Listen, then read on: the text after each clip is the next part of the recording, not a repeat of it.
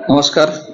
अजिंक्यचे खुले व्यासपीठ, प्रभाग क्रमांक 13, पुणे स्टेशन, जय जवान नगर येथील इच्छुक उमेदवार आपल्याबरोबर आता आहेत. गेल्या 30 दशकांपासून ते राजकारणामध्ये सक्रिय आहेत. आपण त्यांचा परिचय थोडक्यात जाणून घेऊया.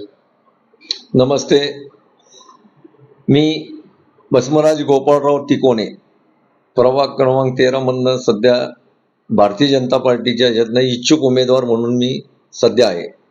गेली 28-30 वर्ष आले बापट साहेबांच्या छत्रछायेखाली जे समाजकारण करत राहिलो ते खूप म्हणजे शिकण्यासारखं होतं. म्हणजे बापट साहेबांबरोबर काम करणारा कार्यकर्ता ते आजपर्यंत कित्येक म्हणजे हा जो प्रभाग आहे, पहिला जुना 16, आत्ताचा 13, इथं 12 बलुतेदारांची लोक राहतात.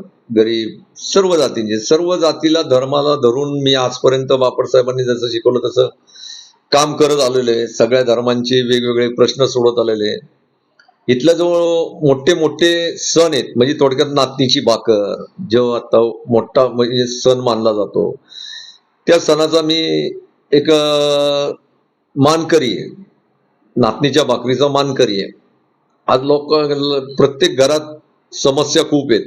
समस्या त्या सोडवण्याचा माझ्या जेवढा प्रयत्न करायचा तेवढं करतो. आज आम्हाला म्हणजे आमचे आमदार हेमंत रासने हे बी खूप मदत करतात. काही काम सांगितलं तर ते बी मला मदत करतात, कारण एक चांगला कार्यकर्ता म्हणून ते मदत करत असतात लोकांचे सुविधा सोडवण्यापासून. दुसरी गोष्ट म्हणजे इथे असे समाज आहे. आज मला म्हणजे भुई समाज, आमचा समाज मला प्रश्न विचारायला लागलेला आहे की गेली 34-35 वर्ष झाले भारतीय जनता पार्टी भुई समाजाला तिकीट का देत नाही.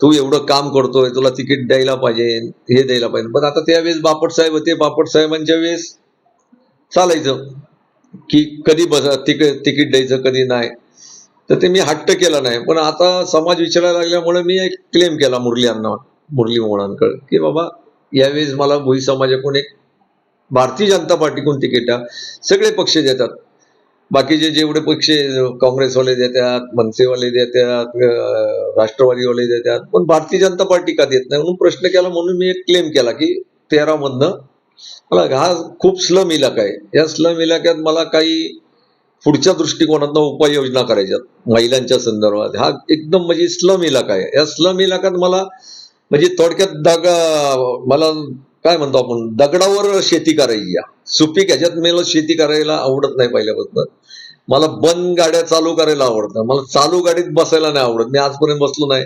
आणि बापट साहेबांनी आम्हाला जे शिकवलं त्या पद्धतीनेच इलेक्शन करणार. आणि बापट साहेबांच्या काय माध्यमातनं सगळ्या समाजाची कामं कशी होत्याल ह्याच्याकडं अतोनात प्रश्न देईन. आता बी लहान लहान पिढीतली मुलं हे गुन्हेगारीकडे वळायला लागल्या किंवा कुठं आहे, त्यांना ते त्याच्यापासून मी लांब करणार आहे की मोबाईल बसलं. लहान मुलांना आता मी 2-3 कार्यक्रम घेतले. किल्ला आहे, आता माझा 1-2 दिवसांनी 1 तारखेला कार्यक्रम आहे की ग्रहमान दाखवायचे आणि ग्रहमानाबद्दल माहिती द्यायची. 1 तारखेला माझा मोठा कार्यक्रम आहे टेरेसवरनं, 7व्या मधल्यावरनं तर कार्यक्रम घेतोय. मला त्याबद्दल दुर्बीण मी मागवलेली आहे. त्याच्यातनं लहान मुलांना आता 100 जणांची जवळजवळ आत्ताच नावं आलेली आहेत. तर ध्रुव चंद्र कसे दिसतात हे शिक्षण मी देतोय की मोबाईल पासून लांब राहा म्हणून. आता एक रांगोळी स्पर्धा घेतली, किल्ले स्पर्धा घेतली. मोबाईल हा वाईट नाहीये, पण लहान मुलांच्या दृष्टिकोनातून वाईट असं दिसतं. म्हणून मी आपलं ते मोबाईल पासून लहान मुलं लांब कशी राहतील याच्याबद्दल सारखे जनजागृती करत आहे. ओके.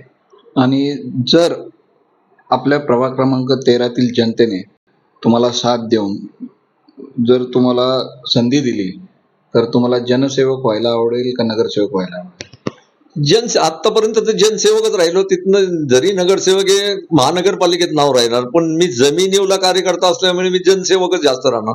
मला स्लम मध्ये जे सुधारणा करायच्या त्यासाठी मी जनसेवक म्हणूनच काम करणार. या प्रभागातले जे प्रलंबित प्रश्न आहेत त्या प्रलंबित प्रश्नावर तुम्ही काय अभ्यास केलाय? प्रलंबित प्रश्न म्हणजे इथल्या महिलांना रोजगार हमी कशी मिळेल ते बघणार आहे. जास्त करून इथल्या महिलांना रोजगार हमी नाहीये. त्याकरता काय आपण महिलांचं हे म्हणतो बचत गटाच्या माध्यमातून मोठे मोठे हॉल घेऊन मी जे आता हॉल ह्याला देतात काय म्हणतो आपण त्याची मी त्या बचत गटामार्फत त्या महिलांना की रोजगार हमी कशी मिळेल महिलांचं संरक्षण कसे आता लाडकी बहीण योजना या लाडक्या बहिणीचे मी स्वतः फॉर्म भरले मी 700 लाडकी बहिणींना योजनातून लाभ दिलेला आहे मी ऍप घेऊन असे काही काही पहिल्यापासून मी करोनात काम केलेलं आहे करोनात रिक्षावाल्यांना मी 1000 लोकांना किट वाटल्यात की मधले पडदे वाटल्यात बापट साहेबांनी त्यावेळेस माझं खूप मोठं अभिनंदन केलं मी सॅनिटायझर कितीतरी सोसायट्या केल्या एवढंच काय की मला लोकांच्या सुखात दुःखात जायला खूप आवडतं आणि जास्त करून माझा सहभाग सगळा दुःखात येतो ज्या घरात दुःख आहे तिथं मी पहिलं धावून जातो हे माझं पहिल्यापासून सगळ्या नागरिकांना म्हणजे 3 वर्षाच्या मुलाला ते 90 वर्षाच्या एकदम बुजुर्ग माणसाला मी भस्मराज म्हणलं की एकदम चळचळून जातात भस्मभाऊ आले का असे म्हणजे एवढं मी करून ठेवलेलं आहे राजकारणात नक्कीच पुढील तुमच्या भावी कारकिर्दीसाठी तुम्हाला शुभेच्छा. धन्यवाद. धन्यवाद.